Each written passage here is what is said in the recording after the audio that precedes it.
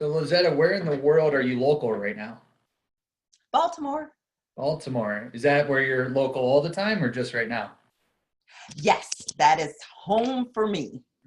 I I'm saw I saw on the Twitter feed that you were in New York City recently. That how was that? very timely with this presentation. Yes, the CFP Board Diversity Summit. Very good. How'd it go? I heard a lot of good things about it. At least I saw a lot of good things about it on Twitter. Yes, it was done extremely well, and there was just a moment personally for me, for someone in the audience who I've been mentoring has not had a good first experience with her first job, and she asked the question, diversity at what cost? And so it just kind of opening up a deeper conversation It's for great. the day. So everything was done very well, well thought out, real conversation. And we're starting to get some awesome attendees in here. Can you remind people what it is that you just went to so that people know what you're talking about?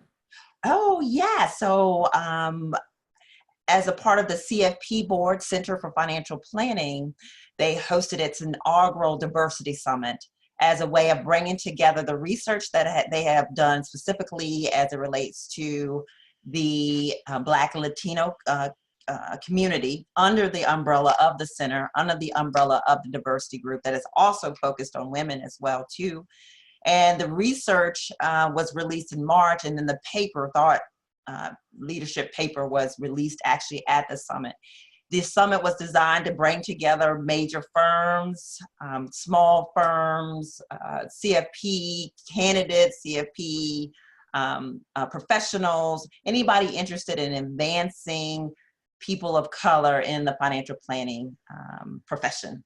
So it was packed with wonderful stories, commitments of what different organizations and firms are doing, and are charged to really think about the history. So the Urban League did a phenomenal job of sharing with us some of the economic history of where we are today for these populations and what we can do and challenges going forward. Sounds great.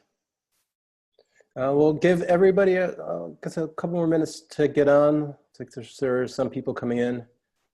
Cool.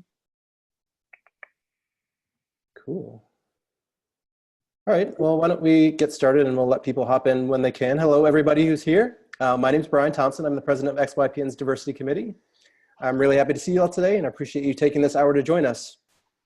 As a committee, our mission is to lead the industry by attracting, supporting, and developing a diverse group of financial planners so our community can embrace our differences and make us all more knowledgeable, more accepting, and better people. And then one way that we do that is through our quarterly diversity conversations. We want to bring people like you together so we can find ways to improve XYPN and in turn make a positive impact on the industry. On our agenda today, we'll have a presentation from Lazetta Rainey Braxton, MBA, CFP, on how to stay relevant in an increasingly diverse environment. Then we'll have a Q&A with Lazetta, which you can participate in the QA for questions, and then the chat box for any feedback that you have. And at the end, I'll highlight some upcoming events and ways to get involved with our community. Lazetta will go into her extensive background, but I want to say that she's an advisor that I've admired for a very, very long time. I still don't know how she fits in all of her responsibilities, appearances, and good works, but on top of also running a firm. But her hard work has made a huge impact on the industry and has helped change it for the better. I'm grateful that she's here today to share some of her wisdom. And with that, I will pass it to Lazetta. Oh, thank you, Brian and Dan and Maddie and all the wonderful leaders at XYPN. Just so delighted to be a part of this very important conversation. And I just commend the leadership for embracing it and making it at the forefront of what we're doing as a part of the XYPN network. So our talk today is really how to stay relevant in an increasingly diverse environment. Here I, have given to you or showing to you some of my background. It is a tendency for speakers to want to validate why they are the expert or in sharing this information. And I can say to you that it is out of my pain that I have found my purpose. And my purpose is I see twofold, really ties into why I am a financial planner and looking at both segments of the financial planning profession, that is me as the practitioner and those to whom I serve.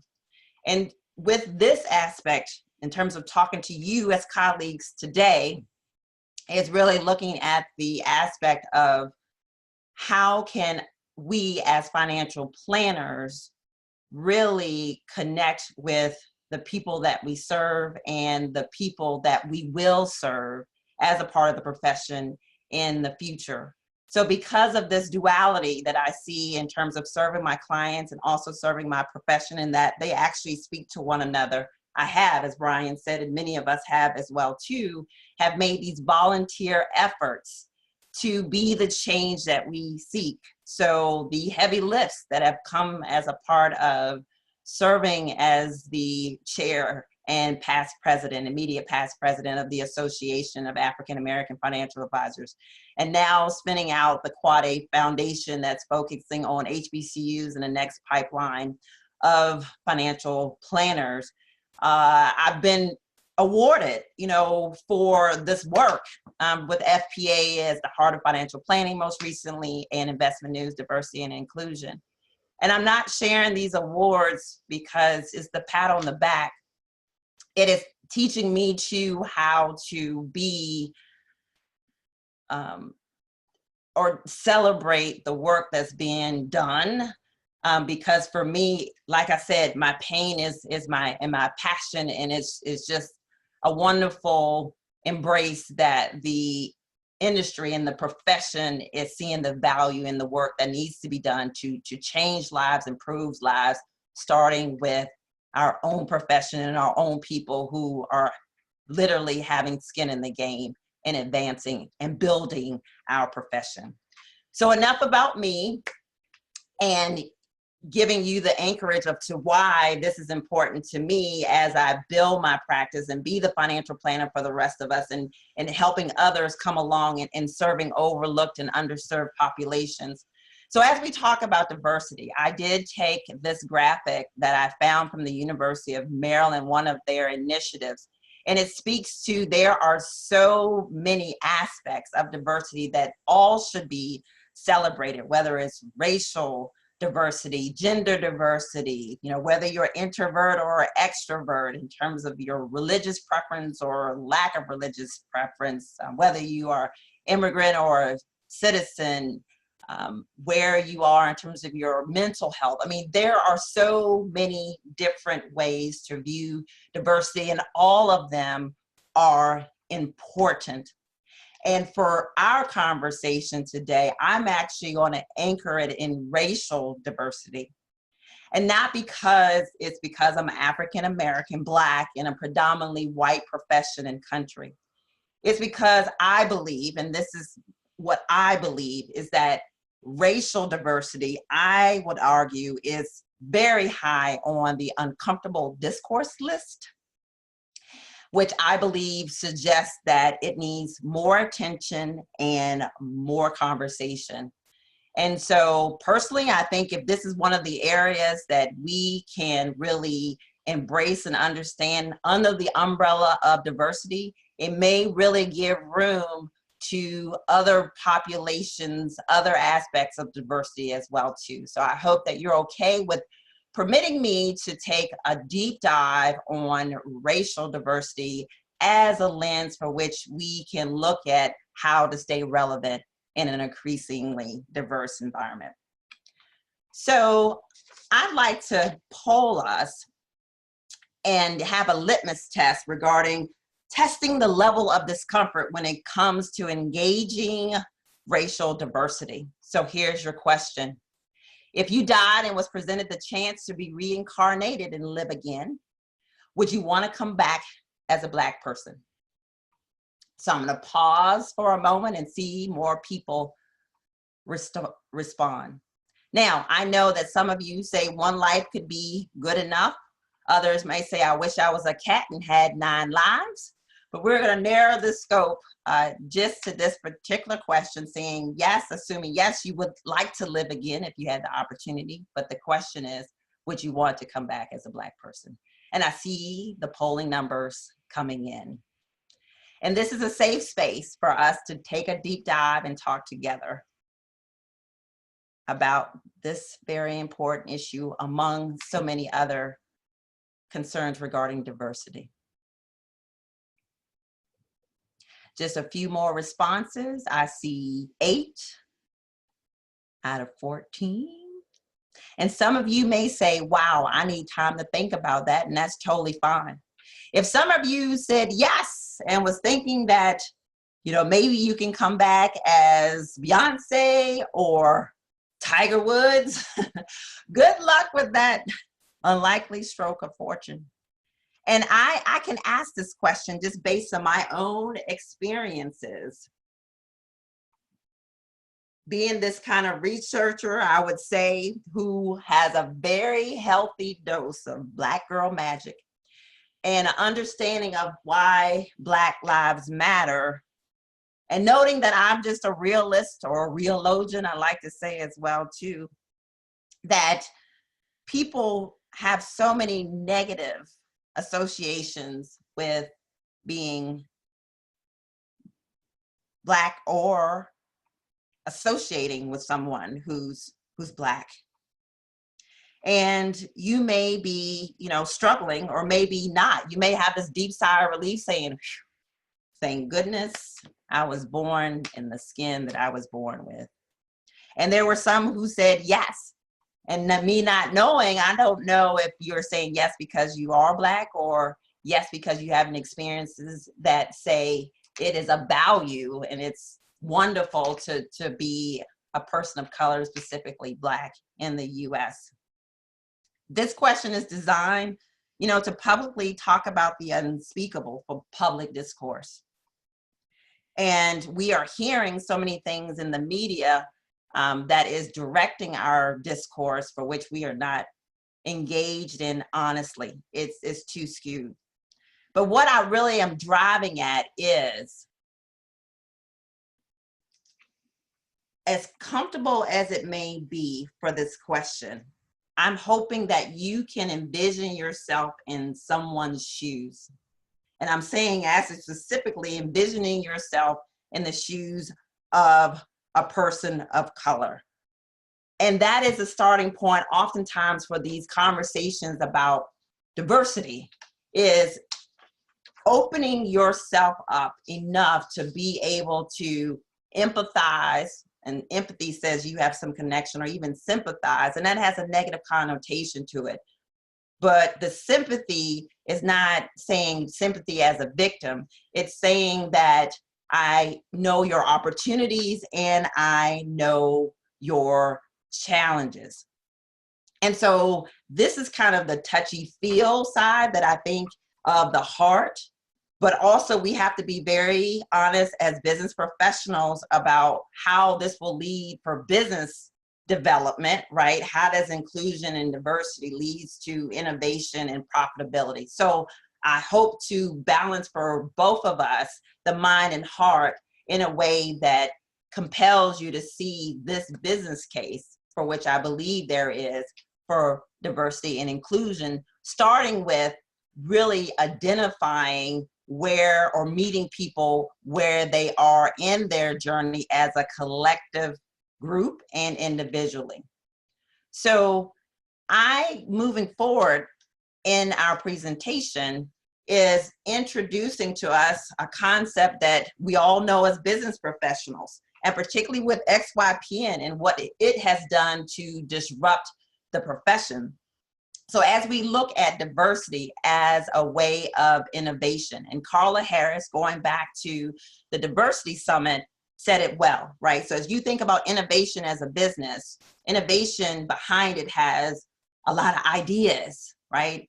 And perspectives. So the more ideas that you have cumulatively and more perspectives you have, that drives innovation. I mean, it's pretty straightforward. She said it was an aha moment, but it's worth saying over and over again.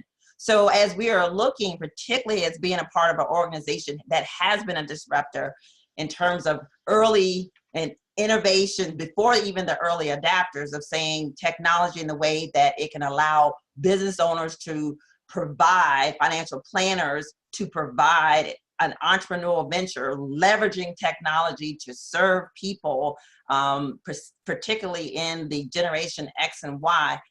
You already have said as a part of this membership that you are that innovator person because you bought in early into this concept that is leading the way in our industry. So if we take that same kind of concept and move it to diversity of innovation, as you're thinking about who you may be hiring or who you may serve, is that it really bodes the question, are you really in the spectrum an innovator? Are you kind of tapping on being an early adopter? Or will you find yourself smack in the middle? Or do you have this kind of wait and see kind of mentality? So with the innovation, it says, I do recognize the power of diversity. I'm being intentional about meeting people where they are. Specifically, I'm using racial diversity as a lens for our conversation today. And I've given you a litmus test to say, am I really deeply engaged into understanding where people are, value their humanity, particularly in terms of race as an example, so they can be their best self and deliver the best ideas and perspectives to move the organization, your firm forward, whether as clients, because you're teasing out their human capital, or as future partners in leveraging their human capital. So wherever you find yourself on the spectrum, I have to be honest with you that particularly as it relates to racial diversity, which is our point of discussion for today, it is here to stay. I'm taking you to the Census Bureau that says by 2044 that the majority will be the minority. And so this was a very interesting graphic that I pulled from phrase analysis. It says the same thing, but puts it in a different perspective in terms of all ages. So as we see and what we're understanding is that the younger babies, the Gen Z, I think they're calling Generation Alpha that are coming through are more diverse. So this trend is real. We are on track for it.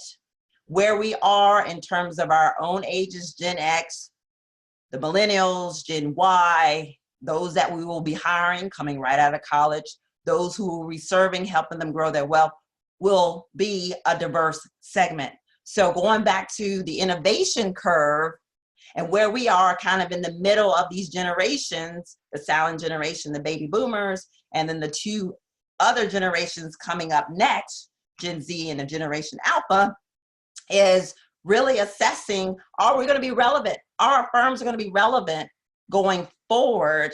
And we're at that point that we have to make that decision because those two generations are right behind us.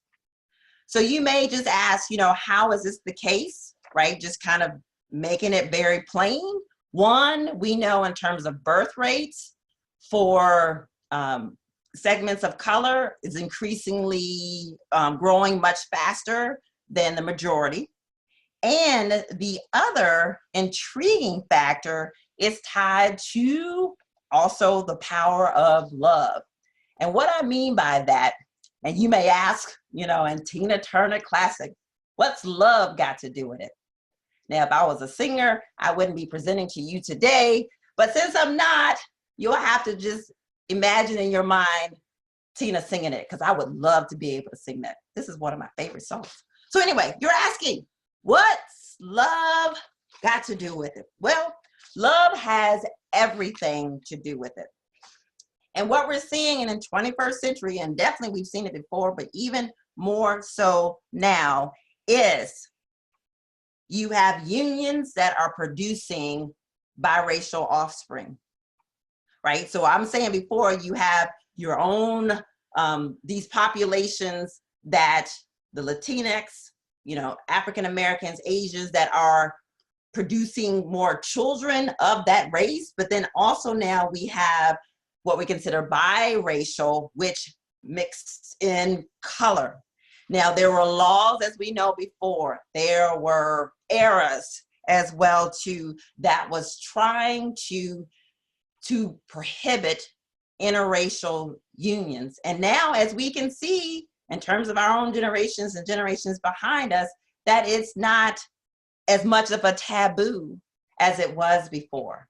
And one very well-known couple, you see them, and they have announced that they are expecting, right? So we are seeing from royalty to, with Serena and her husband, just visually what we are also seeing in our local communities, that there is more of the integration of race when it comes to love, which also, as we're talking about and being very honest about when you have interracial unions and children that are biracial, oftentimes there is the integration of color, which means the integration of lives, which means the integration of wealth, and the integration of culture. So if we can't speak to all of those facets, including culture, we're going to be left behind.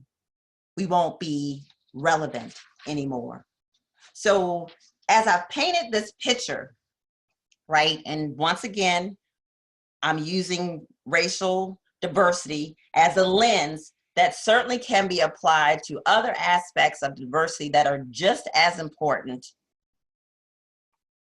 Using this lens for racial diversity here, I coined this the race for humanity, right? And using race as an acronym, as I think about diversity and inclusion, is recognizing, affirming, celebrating, and equalizing all humanity in a manner that fosters equitable access to economic opportunity and advancement. Okay, so I realize this is a mouthful. What am I really saying? Is what I feel, what I believe, when the question is there a case for business and diversity and inclusion, right? And as we're weighing that with staying relevant, because staying relevant says in a diverse environment, it's going to happen. Diversity is here to stay. We'll continue, as we're also matching this up. Is there the business case as well to match trends with the business case? There are economics behind this whole question of diversity, because if you're asking if there's a case for business and inclusion, that means you're saying that the status quo is okay.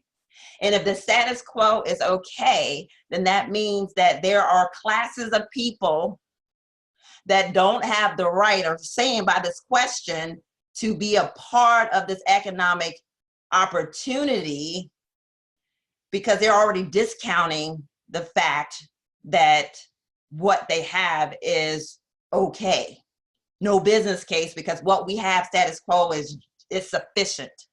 So I argue that, one, the question, is there a business case for diversity, should just go away. Because within it, it's an assumption that the status quo, and i.e. right now, who owns and runs, and particularly in our profession, everything is white men, right? So they're saying, is there a business case for adding other people in? Yes, there is, because the status quo is not sufficient. And we're saying that with this trend of changing demographics, that by inviting other people to the table for equality, it is equal, it is access to opportunity, economics. That doesn't say it's a zero-sum game. What it says, that by adding diversity, diverse perspectives and ideas for innovation, that spans the opportunity, that expands the pool for everybody, those who are a part of the conversation and can advance, that everybody boats rise together. And so that threat of, is there a business case to diversity and inclusion, is just that, as a question, a threat. Whereas we're saying this is a race to recognize, acknowledge, affirm, celebrate, and equalize what people bring to the table, because you're not threatened by the fact that if they have access to economic opportunity, does not mean that you will not have that same access. We're saying that the sum of the parts add up collectively for the success of all, and that bottom line means economic opportunity by being at the table and being valued and celebrate for what you're bringing to the table and rewarded for that as well too. So with all that being said, this is a reflection point. And we're doing this together. And these are questions for consideration as we are seeing and asking ourselves, are we a roadblock for advancing diversity and inclusion, for reaching populations that have not been affirmed for their humanity, for who they are, what they bring to the table? So with the first question, remembering that I'm using a lens of racial diversity, that certainly for things that I'm asking could be transferable to other populations. So question one. And I hope that you all will use the opportunity for Q&A to kind of respond, because I want to see this as a community discussion as well too, which we will open it up. And I'm certainly leaving time for that as well for us too. So question one, have you ever spent time thinking about what your life would be like if you represented a different race? And I did this question again as reinforcement from the previous polling question, putting ourselves in other people's shoes. And that's for all of us, whether we consider ourselves the majority or the minority. I'm focusing now on the minority because, you know, history just has not been in our favor. And I also want to say, you know, in all honesty, if I were to reflect and reverse that question on, you know, if I were a different race or the majority, you know, how would I feel? Particularly as a white man who is now being singled out as the cause for this question. I do ponder about that as well too, and say I understand the fear of being singled out that's happening now, right? Of the idea of being the minority, it's where I live now, right? Of having mechanisms to cope, still living through that. And so what I am saying is that when you put yourself in other people's shoes, that allows the humanity for everyone to come out.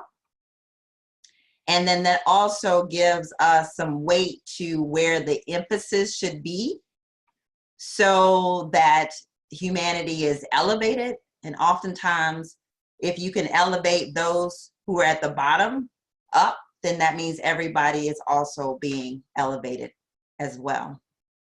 We're not at a zero-sum game. We're not at a zero-sum game. So allow yourself to spend some time there. And if you can't, then there's some work to do. And if you can't and you choose not to, be honest and let others know you have no interest. Totally fine. It's totally your prerogative, but don't play the game. Be true to who you are so that other institutions, other people can decide how they want to move forward. Next question. Just asking you to be real with yourself. And by being real with yourself and true to your own intentions and living into that will allow people to be their best selves even if it's not in agreement or even if it is, but allows us to really figure out where we are and where we can go as a human race. So second question, have your family of origin and life experiences negatively influenced your beliefs regarding other racial groups? You know, the media has a huge play with this. In all honesty, the current administration and some of the things we've seen in the media, particularly as it relates to racial diversity, gender diversity, sexual orientation, diversity, and the list goes on, makes these questions very relevant now. I have spoken with a lot of people that say, and not for people of color, because these are conditions for which we have seen cyclically, but for other populations who have not experienced this in their lifetime, who have said Thanksgiving is really, and Thanksgiving if they celebrate it, Thanksgiving for our home has been a tough time. You know, families now are being divided. And so as you are saying as a practitioner, right, figuring out what's happening in your own experience, how is that being projected to your client base, to your colleagues? Because we have a tendency sometimes as humans to want to compartmentalize. We have been taught within the business professional to keep things separate. But what we're seeing in the workplace is that people are bringing their whole selves and they're trying to mask and keep things compartmentalized. But we know that that is very difficult to do. So this is inventory time of how has your family of origin, how has your life experiences negatively influenced your beliefs, and to wrestle with them to say, are they valid? Are they not valid? Or am I marking an entire population because of this? How to really put it in perspective such that, once again, we're coming back into recognizing people's individual humanity and not being labeling others because what we see. Because in all honesty, if we start labeling based on what we see from a few people, there will be no advancement in humanity because we'll all be pitting against one another. It's just the fact that, once again, for me, racial diversity and Black diversity in terms of the Black issues have been repeatedly shown, and that's my point of reference, but I know that there are other populations that can say the same. So start with your own family or origin, your own self, your life experience, take inventory and assess them. Be honest with yourself and have accountability partners to help you along the way. Third question, has your lack of awareness regarding your bias contributed to why other racial groups are non-existent or poorly represented and supported at your firm as clients or colleagues? So once again, this third question, we're just taking a deep dive. This is for your own reflection, for this intentional moment to be still and to be reflective with the intent of saying, these are the questions that are going to help me stay relevant. I have to take the deep dive or I'm going to miss out because I can't even see, I can't even hear, I can't have empathy, I can't have sympathy, I can't have conversation because I have no starting point because I haven't even engaged with myself about these important questions that are leading to an acknowledgement and awareness so you can recognize, so you can affirm, so you can celebrate, so you can equalize humanity, all humanity, for equal opportunity and access economically. And economically for your clients, right? Because as financial planners, we are trying to help them make the best of what they have, and human capital is a part of that, who they are, what they represent in the world. So if they're dealing with biases that keeps them from getting jobs or keeps them from getting promoted, that keeps them from earning what they could, as financial planners, we had to help address that because it is up to us to help pull out their value so that they can live the life that they want to live. And with our colleagues who are helping advance the overall success of our firm, if we can help them and understand them be their best selves and they're not giving their best selves, to have innovative ideas, to execute in a way that is going to drive the bottom line. Fourth question. Are you willing to be questioned concerning your biases and or speak against racial bias?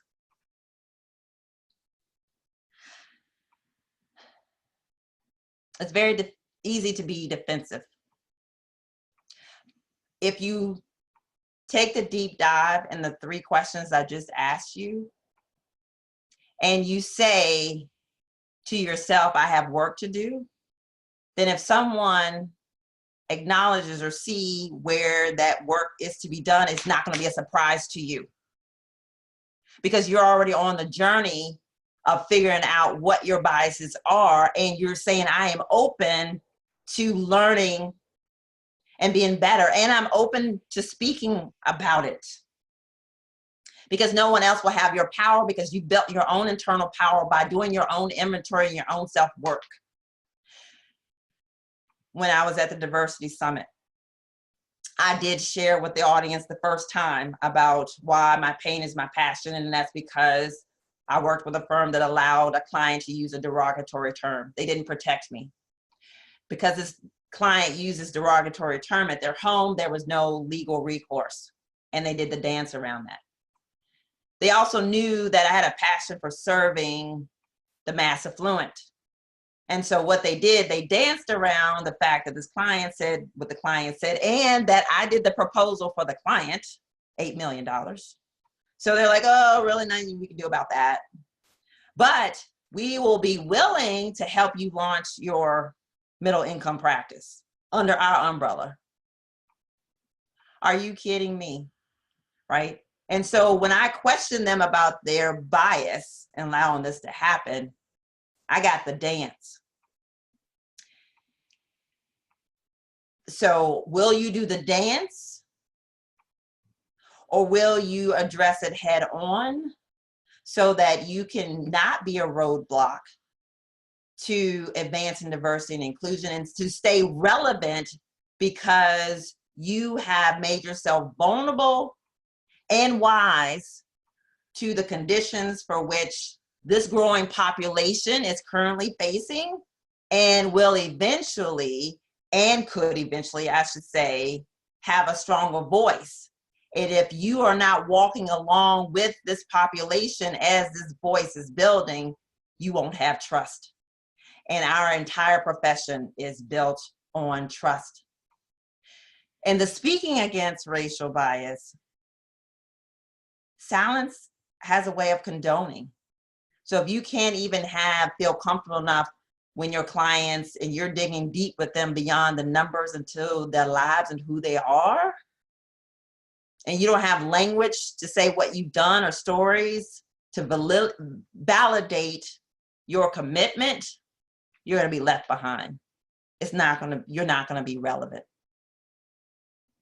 So just because it's not in your purview right now, it will be. These trends are coming, and it takes training, it takes exposure, it takes immersion, it takes these things to advance and stay relevant, just like any other discipline. Just like CE credits we have to get. It's spending time reflecting, studying, assessing what we're doing. So let's come to how do we move forward and staying relevant. One is confession. These questions help you get there. Confess where you are, analyze, confess, and say, this is how I want to move forward. Step 2, engagement. So let me tell you, this picture here, I wrote an article, and this is from, if you don't know, I say Wakanda forever, Black Panther. And if you don't know why I did that, that means you're not really into the culture as to why we do that. I had a client who was on my newsletter see this picture and not even see the article, because I had 4 very relevant facts from this movie that I used to compare to estate planning. Good content. He couldn't even get to the content because this picture scared him enough for him to report me as offensive.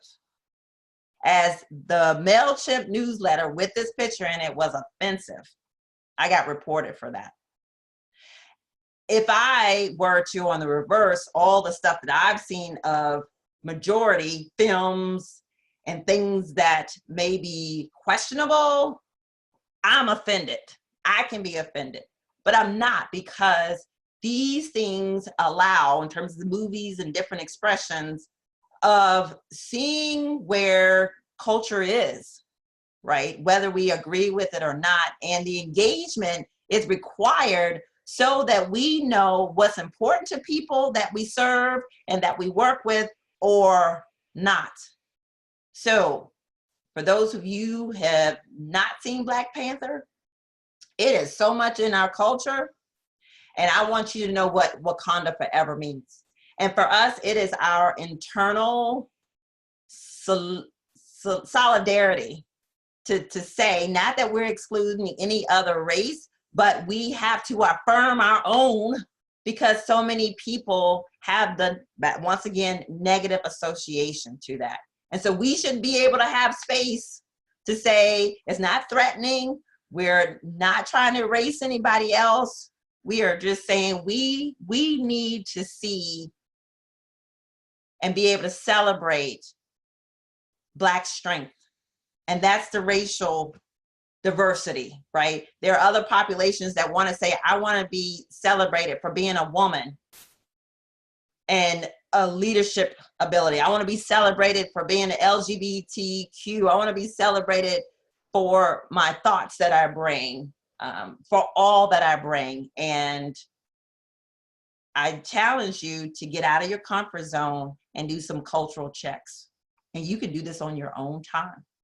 And the other piece of this is connecting yourself with people when you have questions and really understand, so you can meet people who are not like you or like you where they are. The next way of staying relevant, so we're saying confession, we're saying engagement, immersion into culture, right? So if I say you can watch the movie, that's pretty safe. Another way of emerging is, for instance, coming to the Quad A conference. Yes, it is primarily people of color, and we have primarily people of color as speakers.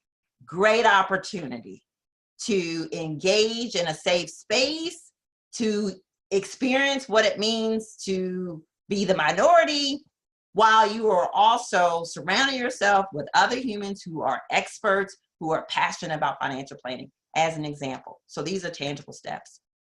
And then reflection. Really taking time. Time is our currency. So if you're not spending time taking a deep dive into diversity and inclusion, equality, where you stand in your own behaviors, whether you're a roadblock or not, if you're advancing, then that means you're not staying relevant. Reflection is the key of assessment, that you're willing, able, prepared to grow, be stretched, be challenged, be uncomfortable. That's where growth really happens. And then inclusion. So after you've done the self-work, being a part of the community of inclusion, of welcoming, of offering, very easy, hospitality. Hospitality also means recognizing people's humanity. Seems very straightforward, but obviously it's not, because there's lots of presentations, there's lots of focus on this area. That means there's a lot of work still to be done, starting with you, starting with me, starting with us and our community together, including, accepting, giving space. So I'm wrapping this up with a concept that I have taken from Stephen Covey. And I love it because it has, in terms of relationships, community, this aspect of deposits versus withdrawals, the bank account, right? So I'm referring this to the diversity and inclusion, equality bank account, and you individually saying, where is the balance, right? So if you do a balance inquiry, are you at a negative level because of all the roadblocks that you have set up? Or are you at a positive because you've spoken out, you've created the conditions for your own self-work, and that you are moving forward with hiring and working with your clients, right? And those things that I've just said to you, are you doing this, which are withdrawals, right? Setting up roadblocks, not having the conversations, not doing the self-work, or the deposits, doing more of the self-work, having the conversations, doing immersion, doing the confession, right? Do you need to look at your settings on your account to see that if there even is a separate account for diversity and inclusion, right? Or because of what you have done as a part of your roadblock, require you to make amends, or have you lost, right, any clients because of this? So with the Stephen Covey, as a way of taking your reflections, your actions, looking at your, on a regular basis, where your balance stands, thinking about diversity, inclusion, equity, equity, diversity, inclusion, EDI, as the bank, checking your balances, making sure there's enough deposits. So if there are some withdrawals because you're learning and growing and testing and expanding, then it won't leave you overdrawn. So with this, I hope as you see the diversity around the table, you see the ethnic diversity, you see the racial diversity. It's not all inclusive. We don't know other aspects that are diverse that are there, but we should be able to envision it.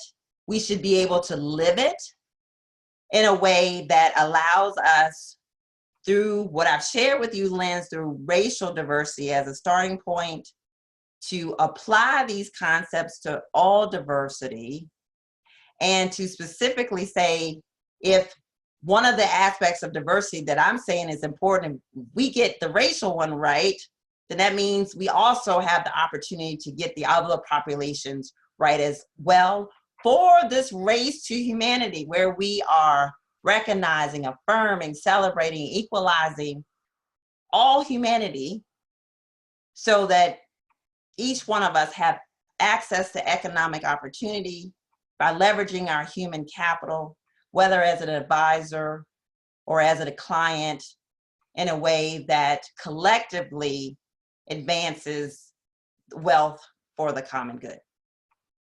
So with that, I am opening up the floor for questions, Q&A.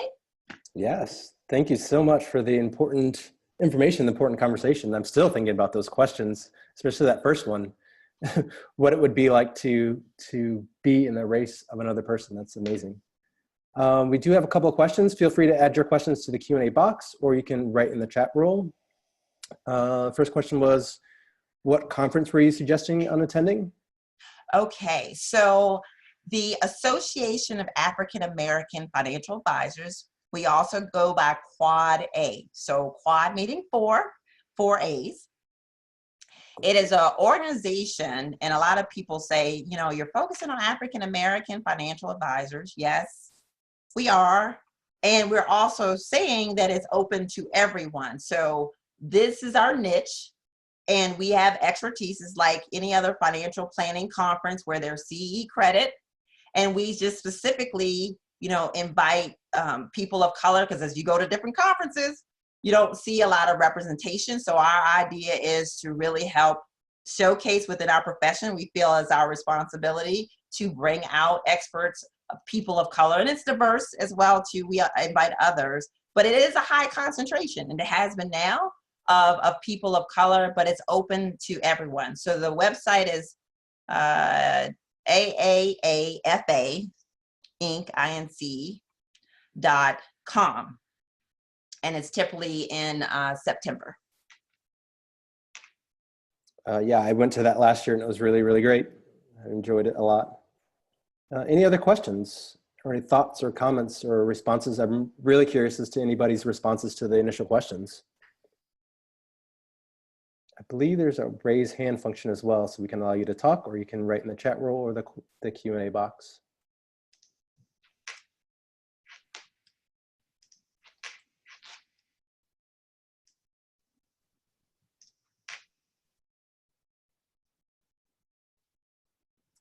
Looks like Rianka says, such a great conference. Everyone should attend, especially if you want to step outside of your comfort zone.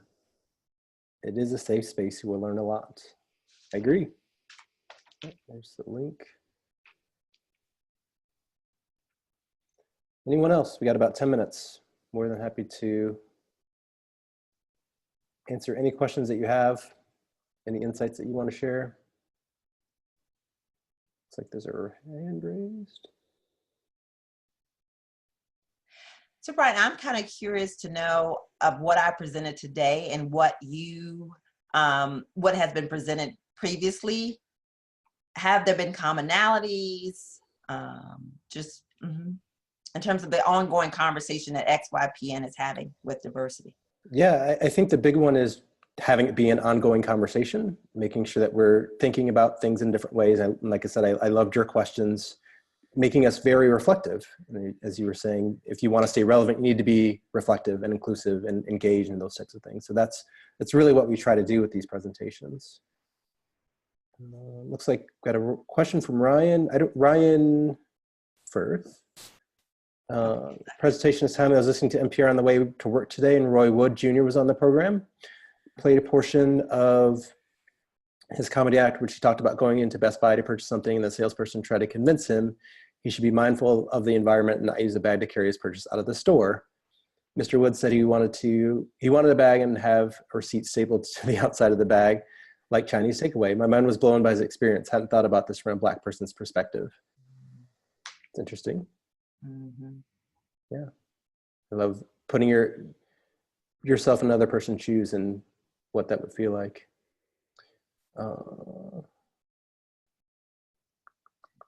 So I see Rianka's asking, how should you approach a manager boss if you see something offensive or they say something offensive?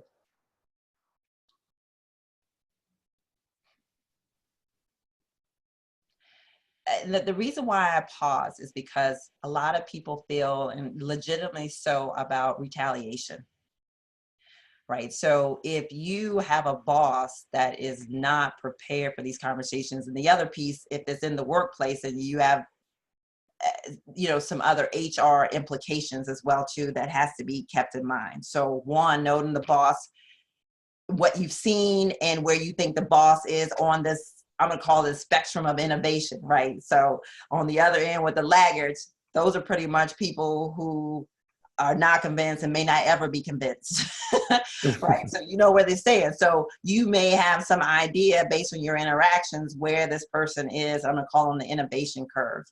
And then you also have to know kind of what within your own firm, how HR is dealing with their diversity and inclusion practices. So for XYPN, maybe, some of us may be in small firms where there may not even be an HR function as well too.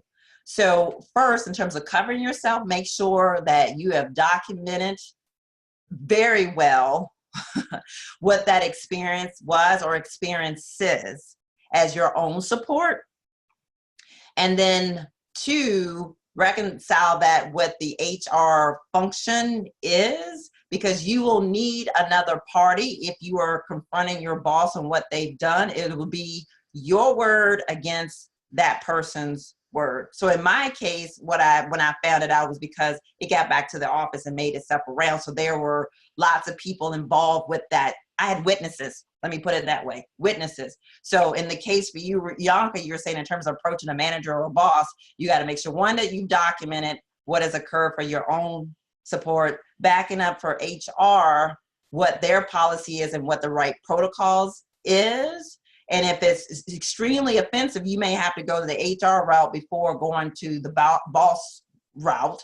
Or if you feel the boss is within the spectrum, maybe in the middle, and just needs a little to get it right, and you know that in terms of your relationship with the boss and the severity for which they've done, then give them the opportunity as well, if you feel like they are on the front end of the innovation curve, to be able to handle that conversation and you feel confident that it will advance the correction, if you will. So document, cover yourself, look at the HR channel, so it's not your word against that person's word. Assess that person in terms of where you think they are on the innovation curve, and just, you know, be mindful that it could be litigation surrounding or a loss of job either way because of this offense.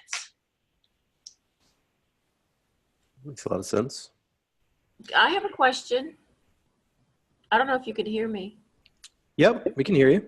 Oh, okay. So I'm writing a story for Financial Advisor magazine, and I was wondering, what is it that financial advisors can do to diversify? And are we just talking about diversifying their client base, or are we talking about their office? And how do they embrace diversity in those two kind of environments? Yeah, so in terms of diversifying their client base, from my experience, I am wondering in terms of clients, first of all, like, we know as financial planners, we are within the communities that resonate with us, right? And resonate with us could mean locality, it could be, you know, different professions, because, you know, I have, you know, just an example, finished for working with dentists, lawyers, that type of thing. So I think it's mostly, I believe that people have a competency, a cultural competency to be prepared when they have the opportunity, just by in the networks they're in, to be attractive to people of color, right? So the intentionality about just going out of a certain segment may not be realistic. What is realistic is having the cultural competency if people are coming to you within your network, because if you like professionals, or if you're working with certain alumni bases, or you're working within your community, it's going to be diverse, or can be diverse, and be prepared for that. And now with a lot of us going virtual as well too, is, you know, does your language in your website, does it offer hospitality? Does it speak to the masses? Does, in going back now to what your firm structure, if you say diversity is important, or you want diversity to be important, and your picture only shows, you know, one homogeneous group, that doesn't speak to diversity as well too. So what I'm saying is cultural competency, making sure that you have it and that you are prepared, and that with that energy, you will attract probably a more diverse base as you're looking at your website, your materials, and your engagement. And Got that it. the, you know. Okay, and so what you're saying too then is that that financial advisors, in order to stay relevant, need to stay up to date with the culture in terms of what's on the news, what's in the movies. And taking a deeper dive, right? So all we're saying, if what you're saying in the news, challenge what you see in the news. Don't accept that to be what the fact is, right? What you see culturally, if you hear that Black Panther was the biggest top seller, you know, for the movies, did you attend to know why that's the case? Or did you see the movie and didn't tell anybody you've done it because you don't want to have conversation, you didn't understand it all? So what I'm saying is study. Like, cultural competency is like any other competency. You assess. Mm-hmm. Yeah, and so that it sounds like a comfortability and a familiarity. I went to a women's conference last week and I wrote about it, which was financial advisors feel uncomfortable asking their clients what their values are, which then leads to conversations about impact investing. Yes, so impact investing, and this, I'm glad you brought this up, Juliet, is because what I heard, particularly being with major firms at the summit, and I've heard this as well too from sponsors from Quad A, is that the stakeholders, the stockholders are asking what are they doing in terms of this impact, which diversity inclusion is a part of that. So these major firms and small firms are being asked the question, what are you doing? So in terms of clients, planners, I say, don't rely on your clients to carry the weight, because they're gonna may not appreciate that. That's why immersion in terms of going to Quad A conferences, building relationships in safe space so you can grow and develop together is extremely important. Mm-hmm. And doing it in a way that's authentic. And how someone feels about someone's cultural competence in regard to race is a value. So it's a value that people have. Either they value diversity or they don't value, just as at the women's conference, they were saying it's hard to broach the subject of values. But I would imagine it's hard for a financial advisor to broach the subject of values if they're not even evaluating their own, which would include gender and race. Yes. And so there's another question just in terms of time. Thank you. What are the ways people in the majority can become or show their allyship? And you know, this, and Bianca, I want her to chime in on this because she actually brought that to, yes, the forefront with her podcast with 2050 Trailblazers. And so did you want to send in? I can't take credit for that question. And these are some of the ways that we were saying. For me, definitely being able to do the work and speak out against it, you know, in terms of when it's present and educating. Because this is one thing I always say to my white colleagues. It's like, you get to hear the things I don't get to hear at all, right? And so are you equipped enough to handle these conversations, right? And truly be an ally in terms of advancing. That takes courage. And that's what we're asking more in terms of allyship, from my perspective, is courage. And that comes behind taking risk, right? But we say in calculated risk. Develop relationships, immerse yourself, do the confession, the vulnerability, so that you're ready and prepared and have the authority that is respected to move this agenda forward. Yeah, I love the idea of having courage and taking risks. That's so important. I appreciate you highlighting that. It looks like we're actually out of time. So I appreciate everyone that has come today and has participated. And again, thanks Lazetta for such an engaging conversation. I want to spend a couple more minutes just talking about ways that you can get involved with the Diversity Committee. You can use your talents on one of our subcommittees, which help further our mission. We have mentorship, public outreach, diversity conversations, scholarships, and affinity groups. We're also developing a Diversity Committee think tank.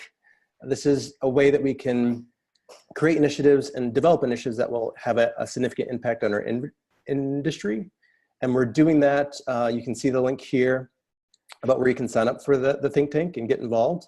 This is for members only, so members of XYPN.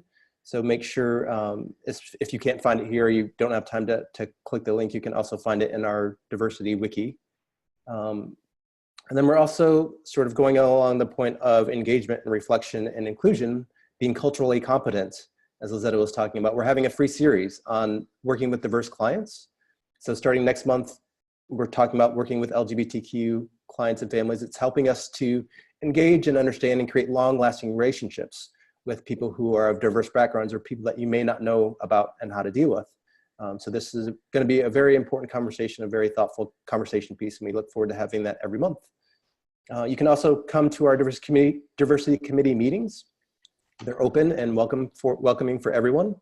Our next meeting is Thursday, November 15th at 1 p.m. Mountain Time. And then speaking of Rianka, our next diversity conversation is January 24th. She will be the host. She's the founder of Your Greatest Contribution and host of, as Lazetta said, 2050 Trailblazers. It's a fantastic podcast that sparks conversation around diversity and inclusion. So we're super excited to have her. And then lastly, if you can find anything and everything Diversity Committee in our Diversity Committee wiki and Mango apps. So if you need the webinars, you need some sort of blog post or anything that's going on with our firm, you can find it there. Thank you again for everybody for coming, and thank you, Lazetta, for your presentation. And I look forward to seeing everyone in the next couple months. Talk to you soon. Thank you. Bye-bye. Bye.